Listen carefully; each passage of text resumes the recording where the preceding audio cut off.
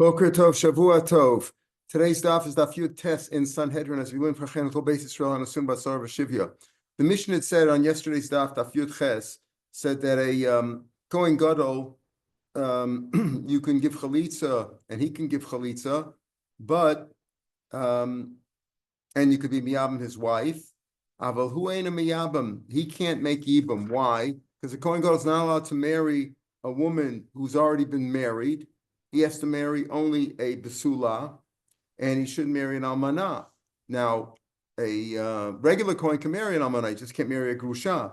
But Mishnah said that a Kohen Gadol, since he can't marry an almanah, there's both a positive and a negative mitzvah there. What's the positive mitzvah? Basula me'ama v'ikachisha. And he also has the losasei of almanah li'ikach. Therefore, he shouldn't marry him. That means that if a Kohen Gadol's brother died with no children, and let's say he is the only surviving brother, then there is no yibum there. He can't make yibum. So the Gemara questions over here, and there could be other brothers too, but you can't make him. So what do you do in a case like that? So the Mishnah says at the bottom of Yud Chesamid Beis, the Mishnah said stam that the Kohen Gadol does not perform yibum or does not perform yibum. He can make chalitza, right? That he could do. In other words, maybe so cholis v'cholzim leishto umiyabim es ishto aval hu eina miyabim neishu also b'almana. He can't marry an almana. Okay, he can give a chalitza, right? As we said, choletz, he can give chalitza v'cholzim leishto. If the Kohen Gadol died, the brother could give chalitza to his wife or marry her. So he says like this: Kapasik v'tani the Mishnah says stam lo shemeirusam lo meshursuim, meaning that a Kohen Gadol cannot perform yibum, right? Because he can't marry an almanah. Doesn't make any difference to chara whether his brother was fully married or only betrothed to the wife. So bishlam minasuin havi esavalosa. I understand minasuin if the brother was fully married. So therefore, the brother's wife is not only an almana now that her husband died, but she's also no longer a psula because they were fully married. So I understand why the mitzvah of yibum does not override the losasei of almana liikach and psula me'amavish because saying losasei ve'ein esadoch at the top of your test ve'ein esadoch losasei and asay of yibum does not override a losasei and asay elamina erisin. Let's say the Kohen Gadol's brother was only betrothed to the Kohen Gadol's brother's wife. Never married, didn't consummate the marriage. Amai, so why do you say that and he dies? It even takes place normally whether the brother was fully married or only betrothed. So over here, if he was only betrothed, why can't the Kohen Gadol perform yibum? Why? Because she's still a psula. He was only betrothed, he wasn't fully married. So Mena Eris and Amai, why don't you perform yibum? Yavo Esei V'Yit Chalosa. Say we have the exact same Gemara in Yevamos, the beginning of the second parak. Amai Yavo Esei V'Yit Chalosa. Let the essay of yibum override the losa essay of almana l'yikach. She's an almana. Yes, she is an almana because her husband died, but she's still a psula because she wasn't fully married yet. So Mena Eris, why don't you say that the Kohen Gadol can perform the mitzvah of yibum on his sister-in-law and his brother's wife? Answers you're right. Really, the mitzvah could be performed, and he could perform yibum. But the problem is he can't stay married to her because right now, because once he performed the mitzvah of yibum, right, and so he's done the mitzvah already, and now the biyashniya, she's still an almana. He's not supposed to be married to an almana. Let's say he did. Let's say the Kohen Gadol went ahead and performed yibum. Kanu, he acquired her. Because yibum is done is performed, is executed by doing the bia on, and he's been the mitzvah, but he can't stay married to her. But biyashni can't stay married to her because she's still an amana. So for the first bia, when he consummated the marriage, when the Kohen Gadol performed yibum on his sister-in-law, so yes, esadochalos say there. But afterwards, the fact that she's still an amana, the essay of yibum is done by marrying her the first time. Somebody asked me about this recently. Well, what about, isn't it only performed if they have a child, named after the deceased brother? No, it doesn't work that way.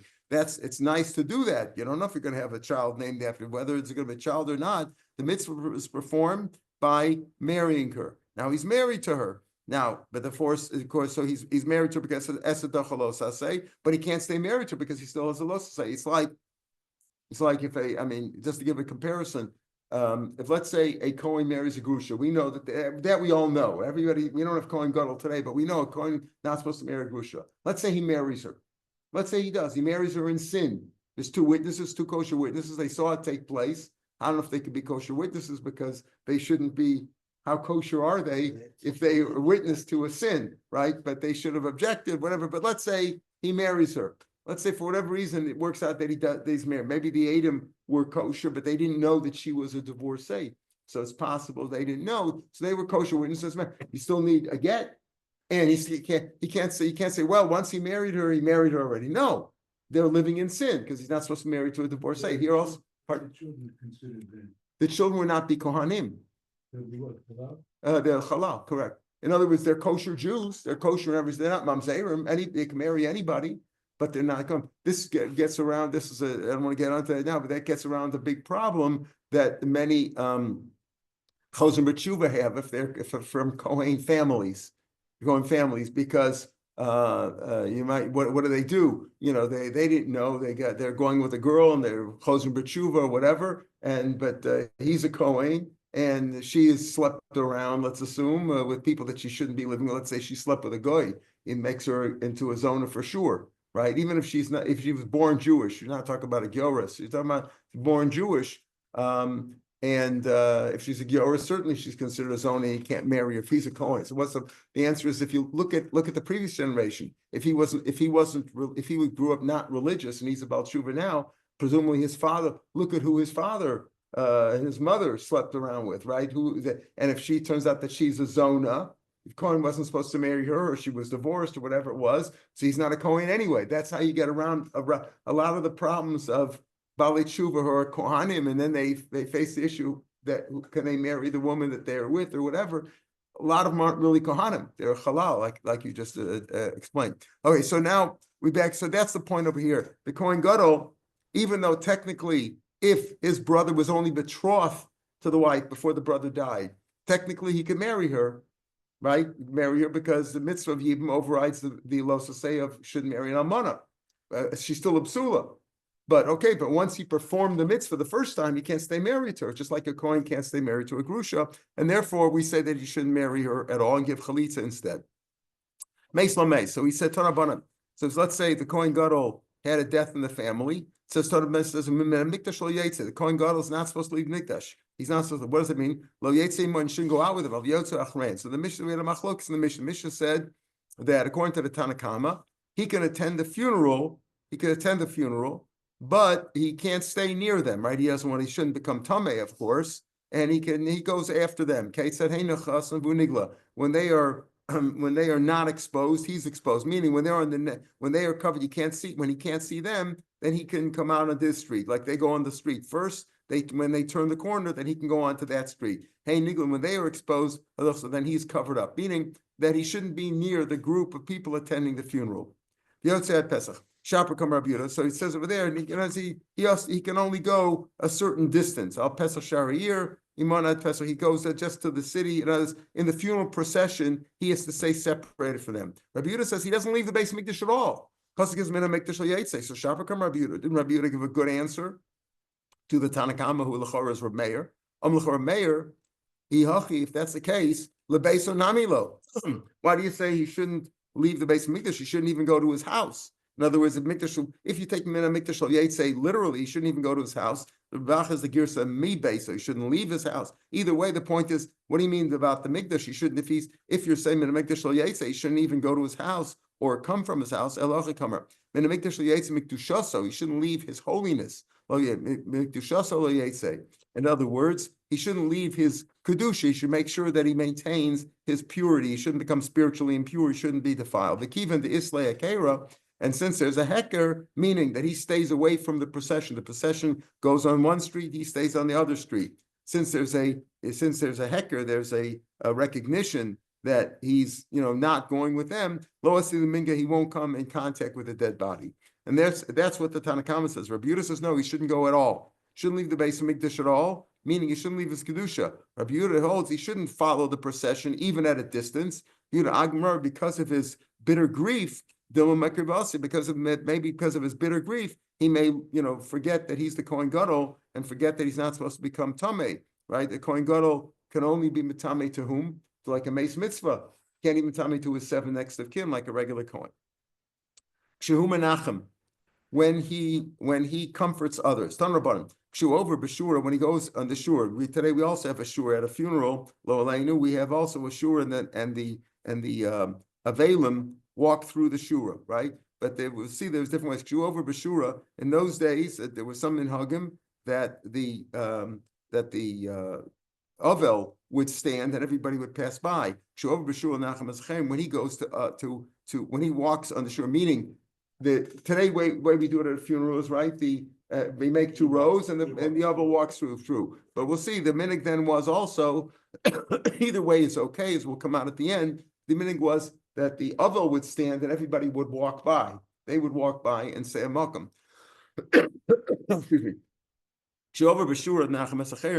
So when he walks by to comfort others, Skan, the Kohen Gadol, the assistant Kohen Gadol, Umashur Shavar means he was the Kohen Gadol for a while. For example, let's say the Kohen Gadol becomes Tameh, or he's in Avelis, or something happens to him.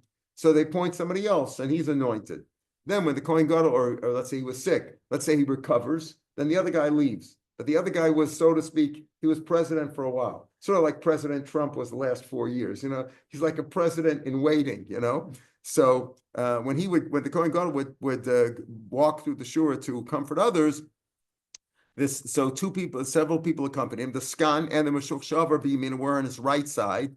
Barosh Beisav, and the head of that group of the Kohanim who the head of that family who worked at that time, the Avelim and the Chalam Ismail were on his left side. So you see over here that he walks by, they're on the left. When he himself is standing in the shur, when he himself is an Avel, and he gets comforted by others. Skan Mimino, again, the Skan is on his right side. Rosh Beisav, V'cholam Ismolo, again, the Rosh Beisav and the rest of the nation is on his left.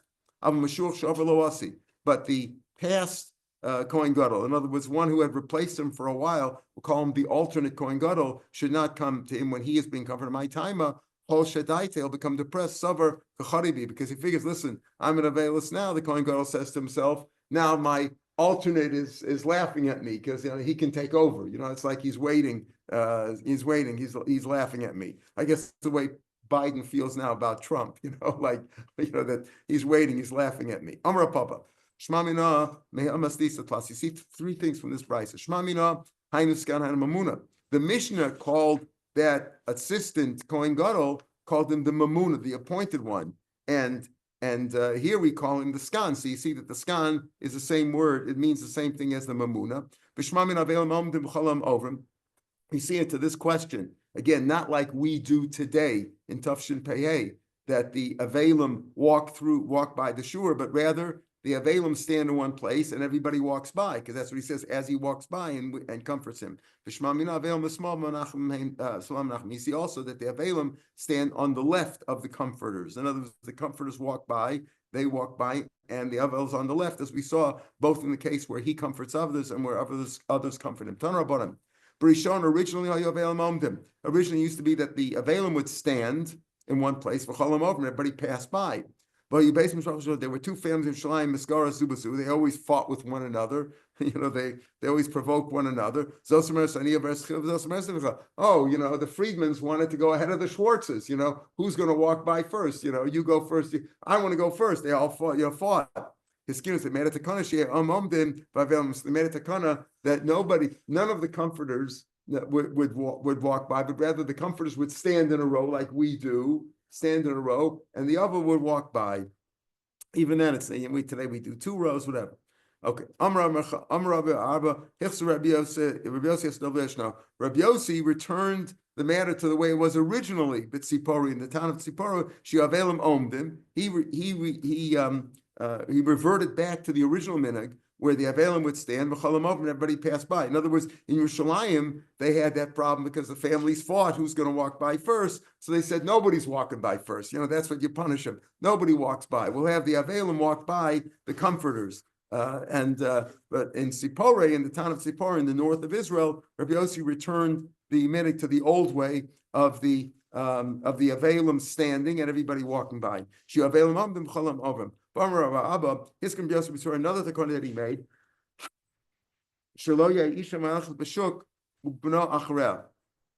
When a woman walks in the market, she shouldn't have her children following her, but rather she should either hold on to them or they should be in front of her.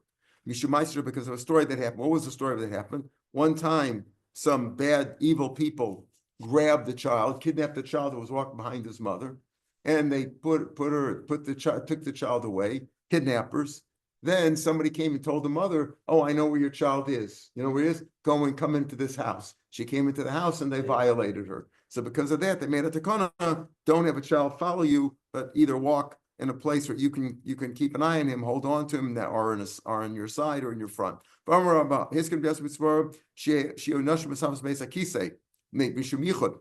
Normally, you're not supposed to talk in the basic kisa. In those days, they had public bathrooms. Nobody had private bathrooms. The bathrooms would be out in the field. And it was also a place where, hanky-panky could take place. But they said, normally when you go to the bathroom, you shouldn't talk. But he made a takana, when women are in the bathroom, they should talk. Because even two women with one man could be ichas. So they talk. So when a man comes and wants to use the bathroom, again, like today, they have unisex bathrooms, it was one bathroom for all. Not that they called it unisex, but there was one bathroom. So if a man would approach the Beis HaKisi and he would hear women talking, so he knows somebody's in there, he won't go in. That's the reason why they should talk, to keep away from yichud. Amar Menashe bar Abbas, Sheilas is Rabbi Yoshia, Rabbi, yes, Rabbi Yoshia, the great one, the Beis Alman, at the cemetery of Hutzal, that place, and he told me, Ain't sure because we have Adam. When you have a shura by a funeral, you should have at least 10 men. Ve'ein avelim and a minion. Not counting the avelim, you have to have 10 other men, 10 comforters. Whether the avelim stand and everybody passes by, like was the original minig, and the way Rabbi Yossi returned it to that minig in Tzipori, over in or whether the way we do it today, whereas the avelim pass by and everybody stands and wishes and comforts them. Shumas Nachem, so it says over there, Shumas Nachem, the Mishnah explained, when he is comforted by others, how is it? Shumas Nachem, everybody comes by and they say, Anu kaparascha, we should be your atonement. Okay, and he says, and he tells them, you should be blessed. When that was the description of when he is being comforted by others. But when he comforts others, when the Kohen Gadol comforts other people who are mourners, how does he? What is the language that he uses? Tashma v'hu omer, and he says, Titanachamu, you should be comforted. If he's come with that lotion of v'hu omer, and he says you should be comforted. If it's speaking about a case, with the day when other people are comforting him, he shouldn't tell them you should be comforted, because that's like telling you should also be an avel and be comforted. If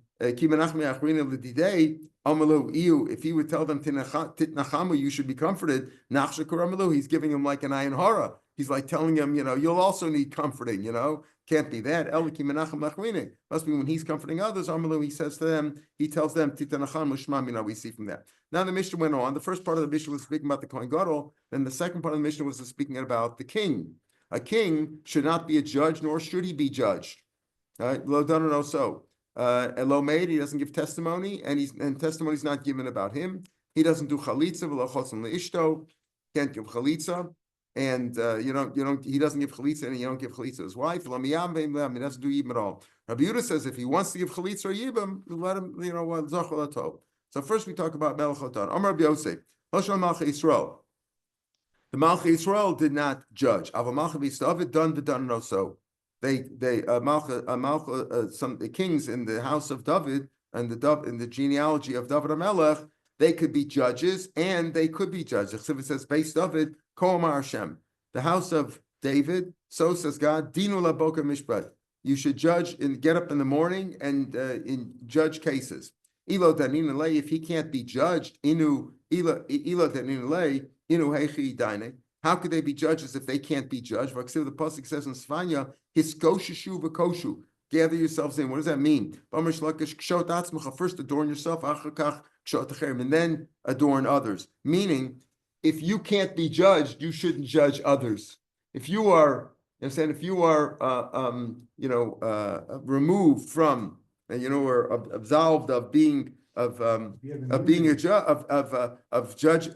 a judge, you can't, you're putter from being a judge. You can't judge others. So if it says you should judge others, it must be that you could also be judged. It's not fair that you could judge others and you can't be judged. So if the pasuk says based off it, you should judge up, you should be a judge. So it must be that they could also be below that anyway.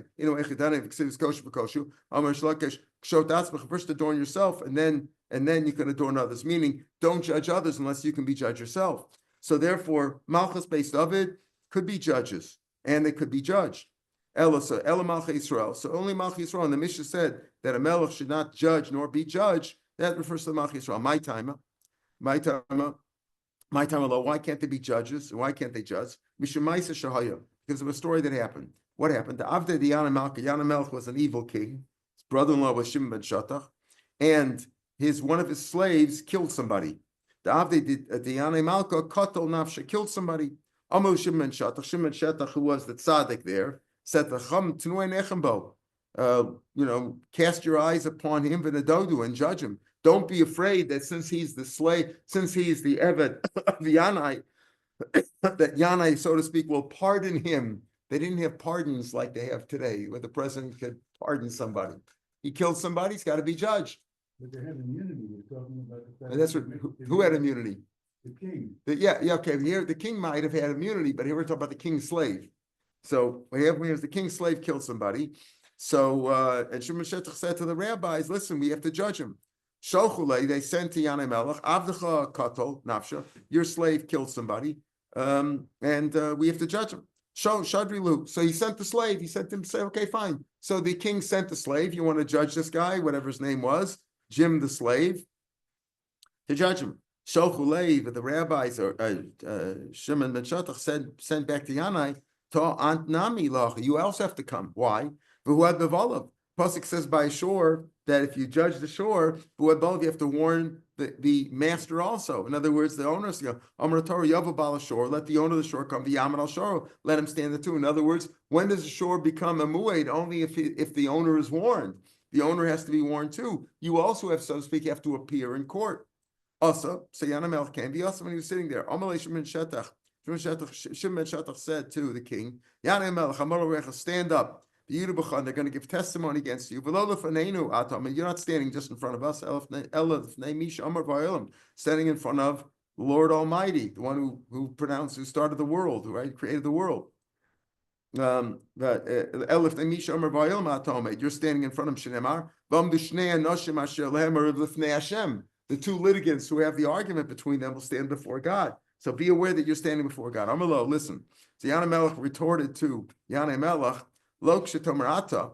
I'm not just going to go by what you say. You have a court over here. You're going to judge this guy, this slave, right? I'm not going to listen to you. What are your other guys going to say? Shimon Shetach was strong, was not afraid of Yanai, but the other rabbis not so much, right? So Niftali Mina. So Shimon Shetach turned to his right, as if to say to the rabbis on his right, stand firm, don't be afraid, right? They all looked down at the ground. They were all afraid. Niftal Ismaili looked on the left, the Kafshu Panei Makarka. They all looked down. They were all afraid of Yanai. You think you are men of thought? You look what you think you're rabbis. You can think Yavabal Machshavas. Let the real Bal Machshavas, Hakadosh Baruch Hu, let him come. The Yifrim come and pay you back because you're refusing to judge. You're afraid of Yanai. Miad right away. Bug of real v'chaft and Bekarka. Smote them into the ground, and so they all died. Then they said, at that time, they said, Amru, Melach, lo don, v'lo don, so a king should not be a judge, nor should he be judged. Lo meid, lo mid, no, so he is not. He shouldn't give testimony, nor is testimony given against him, because of this story that happened with Yanai Melech, and because of that, they said he shouldn't judge. But we have a pasuk by David Melech that his descendant says, said, get up in the morning and judge. Right? The pasuk said. Amda baboker, What was that based of it? Kol Hashem dinu laboka mishpat, judge in the morning. Someone judge, Pardon? someone judge. Right. So he was from David HaMelech, right? Could be a judge, right? Lo chotz v'lo chotz lishna. Now, by the king, we said, so he said the king should not give chalitza, right? Nor you don't give chalitza to his wife. So if that's the case, she can't get remarried, right? If he needs chalitza, if there were no children, she can't get married. In any case, we say that they didn't marry, you don't marry the almana of the king anyway, that she stays as an almana forever. Rabbi Yehuda said, if he wants to give chalitza, he could. In other words, if the king, even though he's an important man, if he wants to, so to speak, go through the embarrassing process, you can call that of chalitza, where they spit in front of his face, etc. Should a king have to go through that? The Tanna Kama says no, but Rabbi Yehuda says if he wants to give chalitza, or if he wants to make yibam. If the king's brother died with no children, if he wants to make chalitza, he can make chalitza, or he can make him any. Rashi says, I feel even though you say that a nasi, a prince who's mochel, who's mochel, forgives on his honor, he's mochel his honor. You can't give up. In other words, you can't sit in the king's place on his throne. You can't do things that diminish the covet of the king. You should surely put a king upon you. His fear should be upon you. So how can Rabbi Yehuda say that if the king wants to, he can make chalitz or make yibam? The answer is mitzvah shiny. Here it's a mitzvah, and therefore he's allowed, even though you're not supposed to diminish his honor. They nosin, and you don't marry his almana. Tanya, Amilol Rabbi Yehuda, right? Nashim Arius l'beis Melech. What happened? Let's look back at the mission again on Yud Ches. Rabbi Yehuda says, if he wants to give chalitz or yibam, he could.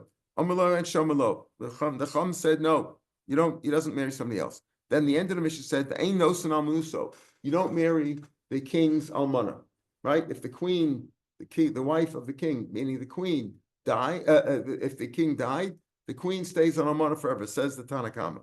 Rabbi Yehuda says, no, you could marry the Nosi Amelech al Menusa Shel Melech. The next king could marry the almana because he's a king, so he can marry the queen. Call her the queen. She's not really the queen; she's the wife of the king. So the Tanna Kama says that if a king dies, his almana stays on almana forever. She never remarries. Rabbi Yehuda said, the king, another king, the next king can marry his almana. She came to David. We find by David Shenasal Menusa Shashol, marry the almana of Shaul. Shneimar, Bet Milcha is based on I'll give you the house of your master, and the women of your master I'll put in your bosom. Meaning, so indicated from there, Rabbi Yehuda says that David was able to marry the almana of the prior king Shaul. Okay, that's what the Mishnah said. Tanya, Rabbi Yehuda, they told Rabbi Yehuda, no. David did not marry the almana of Shaul, right? Rabbi Yehuda, he married people from the king's household, from the Shaul's household, but not Shaul's wives. He didn't marry Shaul's wives, the queens, the former queens. He didn't marry them. He married people from Shaul's household. And who were they? Meirav and Michal, two daughters of Shaul, Meirav and Michal. Now we're going to talk about this issue of Meirav and Michal. Shaul told me this, Rabbi Yossi. So number one, if he married Meirav and Michal, the students of Rabbi Yossi asked him, how could he marry two sisters during their lifetimes? He can't marry two sisters after Matan Torah. Of course, we know Yaakov married two sisters, but that was before Matan Torah. Some say they had a different mother. Whatever, many reasons are given for how he was allowed to do that. But after Matan Torah, so you can't marry two sisters. So how can you marry two sisters while they're alive? So Rabbi Yossi said, Rabbi Yossi yelled that he was David married both Meirav and Michal, but one after the other, not at the same time. After Meirav died, then he married Michal. You can marry a woman's sister, your wife's sister, after the wife died, which was very common in Jewish history, that a woman would die in childbirth, and the child would survive if she had other children, and then the husband would marry her sister, because who better to take care of the children than the aunt? So anyway, that's what Rabbi Yossi's. Rabbi Yossi's opinion was that David Taka married Meirav and Michal, but he married Michal after Meirav died. Rabbi Shua disagrees. He says, he was never really married to Meirav. he only married Michal, the second one. He was never really married to Meirav. Why? Shenamar says, Pasuk says, we're at the first of the wide lines. Give me my wife. As he told Shaul, give me my wife as Michal Asher Rastali, that I was betrothed to her, but Mea Arelos pushed him. Shaul had said to David HaMelech, bring me 100 foreskins of the plishtim. Bring me, give that as your, give me that as a wedding, as a betrothal, and then I'll give you, I'll give you my daughter Michal. So David said, "Give me my wife Michal, that I betrothed her with. That was what I paid for her, so to speak. That was the wedding ring." They don't do that today. The foreskins, they give rings, But that's what it is. It has to be worth something. We'll see. Is it worth a sheva pruta? That's what he meant.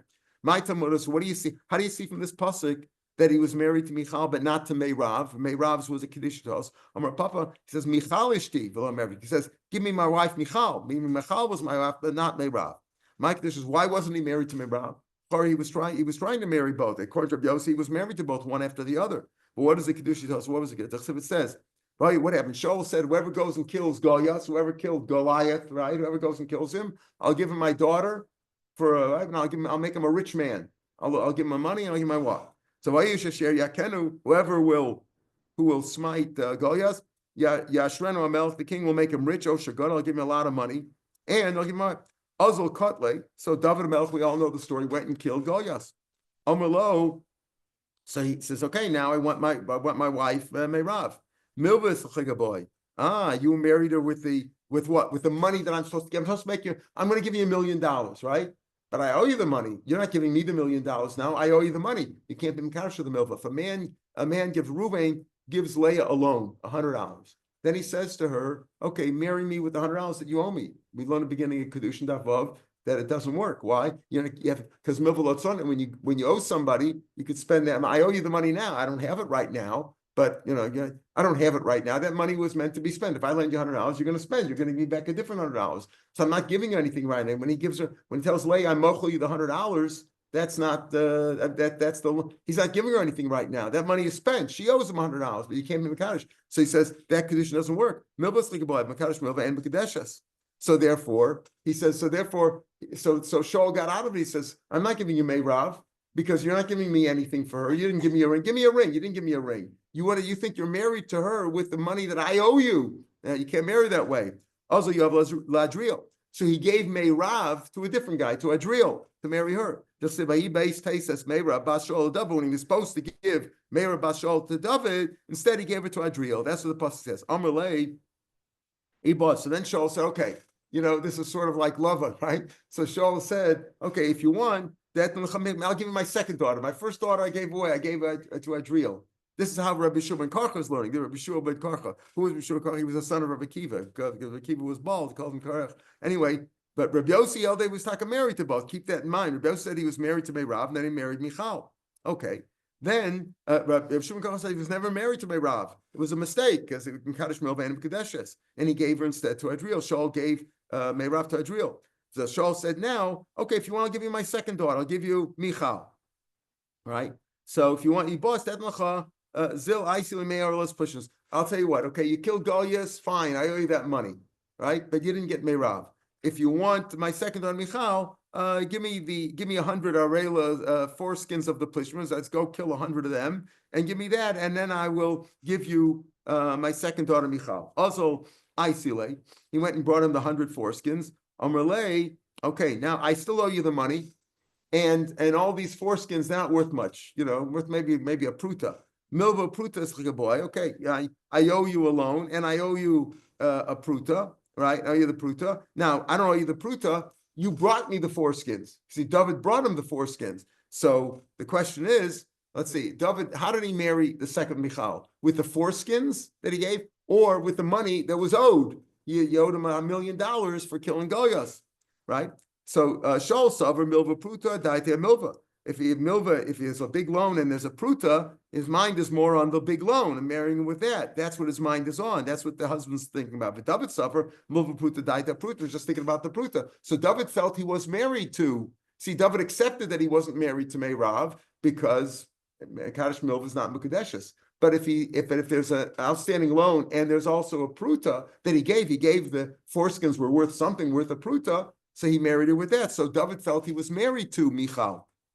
Right. Shaul promised David that if he kills Goleb, then he could marry, he would give Michal to him. That's Meirav, the first one. But then he said, yeah, but you didn't give me any kedushin. You're trying to marry Meirav with the money that I owe you. That's a loan. You can't marry with a loan, with an outstanding loan.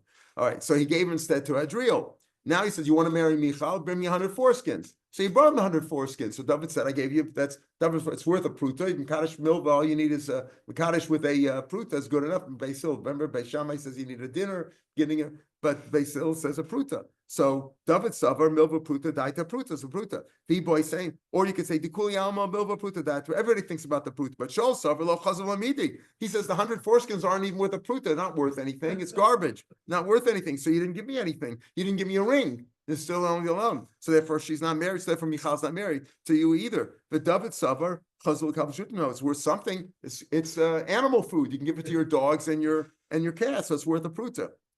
So Rabbi Yossi, Tana says, so Rabbi Yossi, who held that he was taka married to both. What does he do? What does it mean? Tnas ishti es Michal. When he said, give me my wife, my betrothed wife, Michal, what is he dashing with that? After all, according to Rabbi Yossi, he was married to both. He was first married to Meirav, and then he was married to Michal after Meirav died. How does he dash in that? Rabbi Yossi goes according to the time Rabbi Yossi Omer Hayadorish Mikros Mammon. He explained psukim which are seeming contradictory. See if it says Vayikach HaMelech. And the king took Eshnei b'nei Ritzba bas Aya. He took the two sons of Ritzba bas Aya, Sheyodel Shol, Esadmoni v'Esmefesh. He took those two boys. V'Eschameshes b'nei Michal, and the 5 sons of Michal, Asher Yodel Adriel, Hamachlasu, that she gave birth to that the 5 sons gave birth to Michal, Asher Yodel Adriel, Hamachlasi. They're married to Adriel. Now, before we said that Meirav was married to Adriel, according to Rabbi Shiur ben Karcha. But Rabbi says, the pasuk says, Chemeshes b'nei Michal Asher Yodel Adriel Hamachlasi, right? V'chi ala Adriel nasna. What do you mean?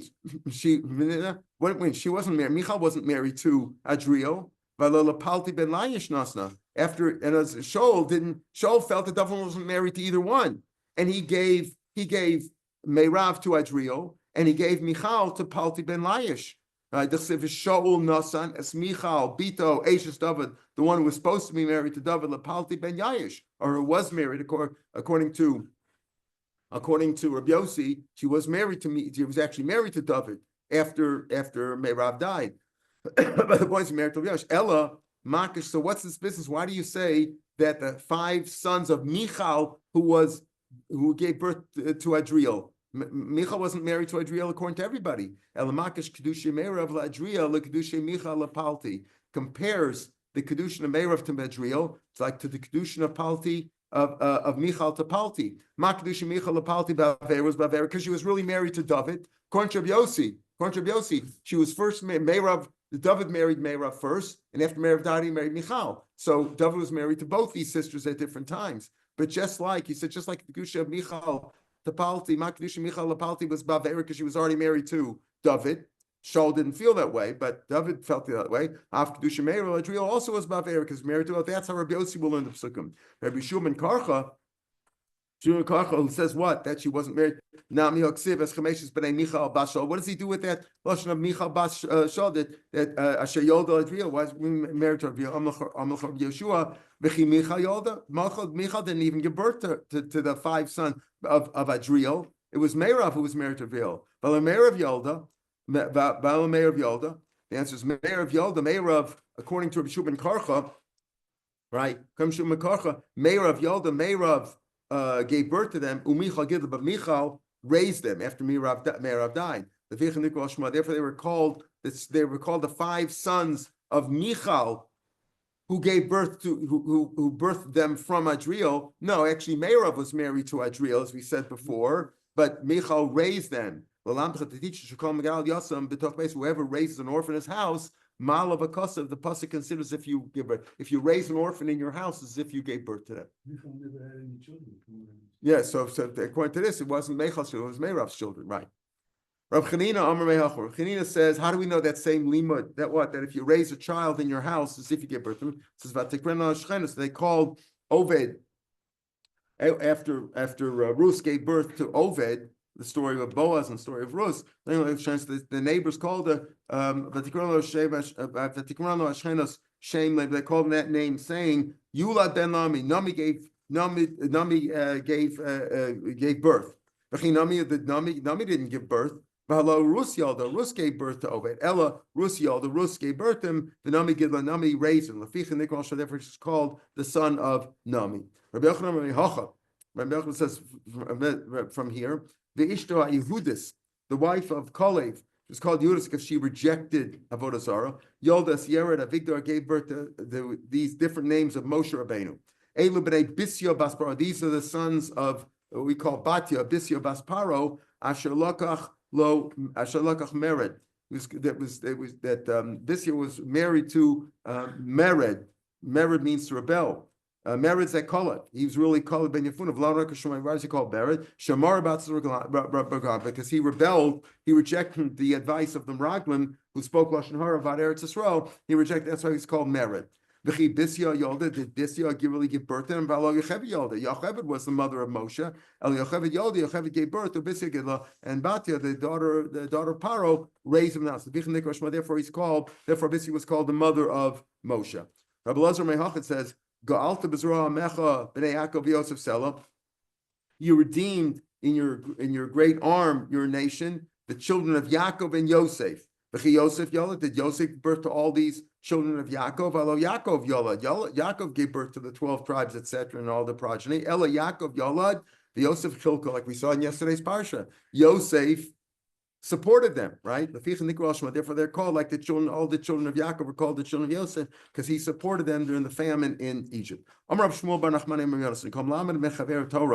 If you teach somebody's child Torah, as if you gave birth to that person. Shnemar, Be'ela told us Aaron and Moshe. These are the stories. These are the generations of Aaron and Moshe. Except after these are the children of Aaron. These are the names of Bnei Aaron. Lo Melecha, Aaron Yola. Aaron gave birth to them. Moshe and Moshe taught them. Therefore, they're called also the Toldos, the stories, the generations of Moshe. So says God to the Beis Yaakov, Asher Potes Avram, Beis Yaakov who redeemed Avram. Where do we find that Yaakov redeemed Avram? Avram didn't have all the tribes. Avram didn't give birth to them. Yaakov gave birth to them. And that's how he redeemed him from the tsar of Gilbonim, the tsar that Yaakov had, of course, with all his sons fighting with one another. Lo ata yevosh Yaakov. Now Yaakov will no longer be ashamed. Lo ata yevosh Yaakov. He won't be ashamed from his father. Lo ata panav yichavrim be'avav, and he won't be embarrassed or have his face turn white. Be'avav. Why? Because he gave birth to all these children, so he took the place. In other words, Avram and Yitzchak didn't give birth to all the tribes. Yaakov gave birth to all the tribes, and so he, so to speak, redeemed himself. He redeemed them from the Tsar Gilbonim of having all those children and all the fights, etc., the difficulty in raising children. So we mentioned that Palti ben Yoish was married in sin to Michal, because both Rabbi Yossi and Rabbi Shimon Kocha both agree that that David was married to Michal. They disagree whether he was ever married to Meirav or not. But to Michal, everybody agrees. So he was married to her in sin. It says Paltiel. So what does that mean? And his name is Palti. He was also called Paltiel. What does that mean? His name is really Palti. Why is he called Palti? Shapalto Akel Mina Avera. Hashem help him escape from sin. In other words, even though Shaul gave Michal to Palti as a wife, he never consummated with her. He never committed the sin because he knew that she was really betrothed to David. Shapalto Menavera, that helped him escape from the sin. So what did he do? He knew that she was married to David, that she was at least betrothed to David.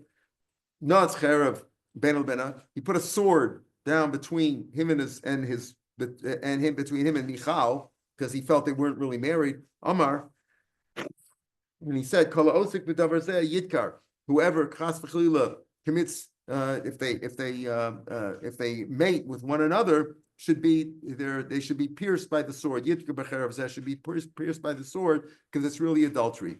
It says vayelach ita isha, that her husband went with her. It says he treated her like a husband, meaning he didn't consummate the marriage physically, but he took care of her. He was mechaber. He took care of her. He honored her. It says he went crying when he accompanied her to this place, to Bachurim. He went crying as if he's leaving her. The answer is the mitzvah the azmine, the mitzvah that he held himself back, that he controlled himself, that he controlled his passion, because he was really he was technically, wasn't really married to her, but he felt he wasn't married to her, but Shaul felt he was married to her, but he abstained. By not marrying her, he abstained from physical contact with her. And therefore, when he gave that up, when he accompanied her away, so he says, okay, now he doesn't have that mitzvah anymore. Look at the great mitzvah that he held himself back, that he abstained from physical contact, and now he won't have that mitzvah. Ad Bachurim, until that place, he darshans at Rosh Hashanah Shneim Kabuchim. They were both made like, they both turned into youths. They were like youths who had never tasted a sexual contact. Amar Rabbi Yochanan, Tokva Shal Yosef and Visus Shal Boaz. The strong temptation that Yosef had with Ashes Potiphar was a petty trial for Boaz. We'll see why. Tokva Shal Boaz, and the strong temptation that Boaz had for Rus was nothing compared to the petty. It was like a petty trial for Paltinash. Why? Tokva Shal Yosef and Visus Shal Boaz. In the middle of the night, he trembled. And he became hardened. What does that mean? Means this. Rashi explained this. Yosef never was in bed with Ashes Potiphar, right? So he had to hold himself back. He held himself back from committing the Avera. But Boaz found Rus in his bed. Right next to him. That was a stronger thing. And what happened? He trembled and he was aroused. And still he held himself back. He was with her in the bed, and he still held himself back. Tokva Shal Boaz at the top of Chaf. Tokva Shal Boaz, and even the strong temptation, the strength of Boaz was invasanuso Shal Patmiyosh was nothing, was like a small matter compared to Patmiyosh. Why? Like we said, and Rashi explains, the Boaz was only one night. Upalti Shanam Rabos he was in the house with Patmiyosh was in the house with Michal for years, and he held himself back from temptation. So that was a much stronger abstention than the others. It says,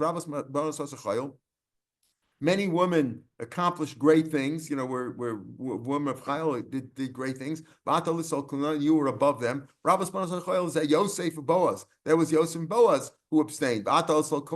Said Palti ben Yosh, and you were Palti ben Yosh, who was, again, as we said, for years he stayed in the house with Michal without physical contact. Amar Shmuel bar Nachman. Amar Rabbi Yosef. It says Sheker Achein. Charm is deceitful, Hevel Yofi, and beauty is vain. Sheker Achein is a Yosef. That's Yosef, who again was nothing compared to the later ones, to Boaz and to Palti. The Hevel Yofi is a Boaz. Yiras Hashem Yitzalo. The fear of God is to be praised the most. Zep Palti ben Yoish. In other words, again, Sheker Achein, that's Yosef. Hevel Yofi, that's Boaz, who again whose abstention was greater than that of Yosef. And Palti ben Yoish was unbelievable fear of God. Dover Acher, Sheker Achein is that door Shal Moshe.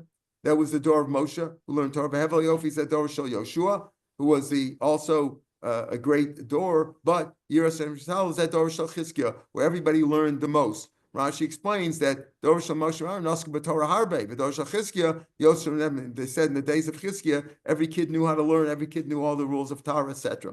Dover Acher, Sheker Achein is that door Shal Moshe Yeshua.